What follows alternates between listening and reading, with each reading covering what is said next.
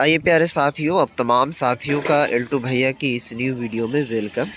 देखेंगे फ़िलहाल एक बहुत ही अच्छी खासी और ज़बरदस्त बहाली निकल कर सामने आई हुई है, जिसका नाम है आरपीएफ, ठीक है। और इसमें जो पद रखे गए हैं वो कांस्टेबल का है और एसआई का है, ठीक है।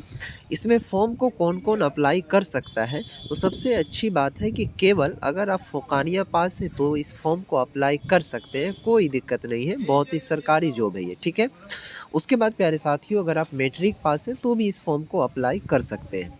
इस वीडियोस में हम ये भी जानकारी देंगे कि ये कांस्टेबल क्या होता है, एसआई क्या होता है, इनका काम-काज क्या होता है।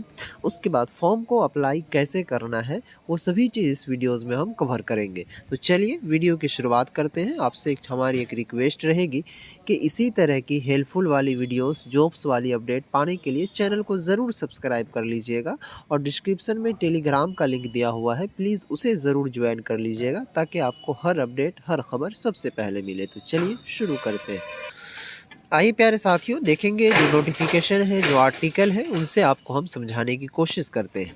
ये government of India, ministry of railway, ठीक है, रेलवे रिक्वायरमेंट बोर्ड्स, यानी कि ये जो एग्ज़ाम कंडक्ट करवाती है वो रेलवे बोर्ड करवाती है, ठीक है। इसमें जो टोटल पद की बात करें तो दो तरह के पद दिए गए हैं। एक सब इंस्पेक्टर का दिए गए हैं जिसे कहा जाता है एसआई, और दूसरा पद है कांस्टेबल। ये दोनों चीज़ क्या होता है इसको आप सबसे पहले समझ लीजिए। सब इंस्पेक्टर को इस तरह आप समझ सकते हैं प्यारे साथियों, जिस तरह आप किसी थाना में या फिर देखते होंगे पुलिस वगैरह है, तो वही सभी टाइप के होते हैं, ठीक है। समझिए कि ये पुलिस डिपार्टमेंट ही है।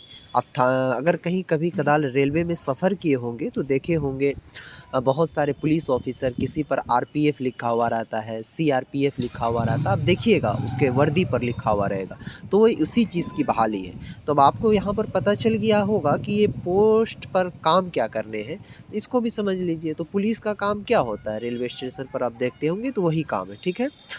ये चीज़ें आपको समझ में आ गया, ठीक है, कामकाज भी आपको हमने समझा दिया, ठीक है। अब चलिए, यहाँ पर जो सब इंस्पेक्टर और कांस्टेबल, इसके लिए आवेदन करने के क्या-क्या प्रोसेस हैं, आवेदन कब से हो रही है, वो सभी चीज़। तो सबसे पहला चीज़ समझिए, आवेदन करने से पहले बात आती है कि इसमें लेवल क्या होगी। तो यहाँ पर ध्यान दीजिए, लिखा हुआ है आरपीएफ 1/2024, ठीक है, सब इंस्पेक्टर। उसके बाद आरपीएफ 2/2024 यानी कि कांस्टेबल, ठीक है। अब यहाँ पर ध्यान देने की कोशिश कीजिएगा, पे लेवल जो आपका होगा आरपीएफ सब इंस्पेक्टर में, जिसको शॉर्टकट में एसआई कहा जाता है, उसमें 6th लेवल का। उसके बाद आरपीएफ 2/2024 जिसे कांस्टेबल कहा जाता है, तो पे लेवल आपका 13 का होगा, ठीक है। अब देखिए, यहीं पर बात आती है एजुकेशन क्वालिफिकेशन की। तो अगर आप कम से कम 10th पास है या फिर फोकानिया पास है, यहाँ देखिए लिखा हुआ इसके नोटिफिकेशन में 10th पास और यानी कि 10th पास होनी चाहिए। तो भाई फोकानिया भी जो होता है वो 10th ही होता है, मैट्रिक ही होता है, कोई भी बोर्ड से आप पास किए हो, ठीक है। उसके बाद देखिए, यहाँ पर आपको सैलरी जो मिलेगा, ये फोकानिया लेवल की बात मैं कर रहा हूँ, तो आपको 21,700 रुपया मिलेगा B1, ठीक है। मेडिकल स्टैंडर्ड आपको B1 फैसिलिटीज़ देगी। एज लिमिट की अगर हम बात करें तो इसमें 18 साल से लेकर के 28 साल तक का दिया गया है। कम से कम मिनिमम आपका 18 साल, मैक्सिमम 28 साल होनी चाहिए, ठीक है।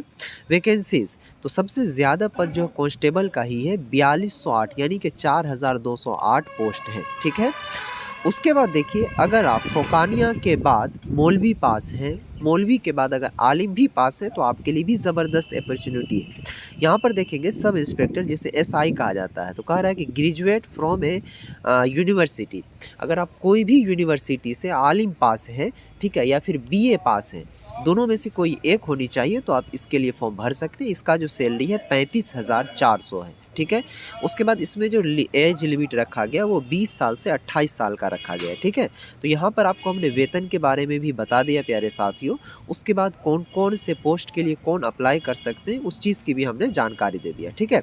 अब आइए बात करते हैं कि इसका जो फॉर्म का जो आवेदन की प्रक्रिया है वो कब से शुरू हो रही है।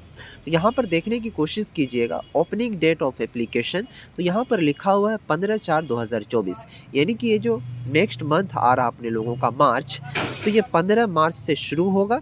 क्लोजिंग डेट यानी कि डेट जो समाप्त होगा वो कब होगा, तो वो 14 क्या कहते हैं 5/2024, यानी कि लगभग समझिए 1 महीना का ये फॉर्म अप्लाई की प्रक्रिया चलेगी, ठीक है।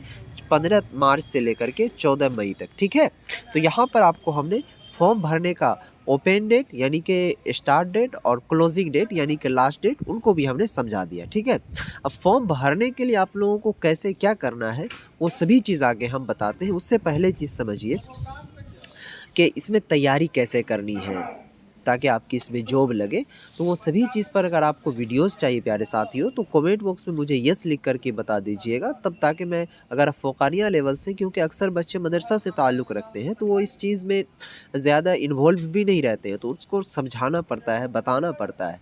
क्योंकि मदरसे के बच्चों में इतनी कैपेसिटी है प्यारे साथियों कि एक दफ़ा में मैं देखा हूँ अभी जो वहाँ के टीचर्स हैं, असातिज़ा हैं, बहुत सारे बच्चे 2-2 बार एग्ज़ाम दे चुके हैं बीपीएससी का, फिर भी क्लियर नहीं हुआ। लेकिन जो मदरसा से पढ़ने वाले, मदरसा में पढ़ाने वाले असातिज़ा हैं, उनको मैं देखा हूँ। हमारे उस्ताद मोहतरम खुद थे जो कि एक ही बार में बीपीएससी निकाल करके भी जो टीचर वाली बहाली आई हुई थी वो शिक्षक बन गए।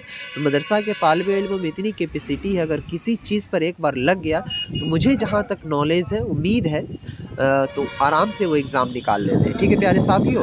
तो उस पर मैं वीडियोज़ प्रॉपर आपको बना दूँगा, ठीक है। रही बात कि फॉर्म अप्लाई करने का, तो फॉर्म अप्लाई करने का जो प्रोसेस है ये 15 तारीख से शुरू जैसे ही होगी तो आप लोगों को इसी चैनल पर अपडेट मिल जाएगी, ठीक है प्यारे साथियों।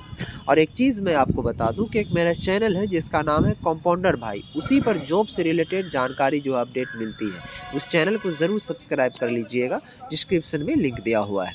और इससे अधिक जानकारी के लिए आप मुझसे इंस्टाग्राम पर पूछ सकते हैं प्यारे साथियों।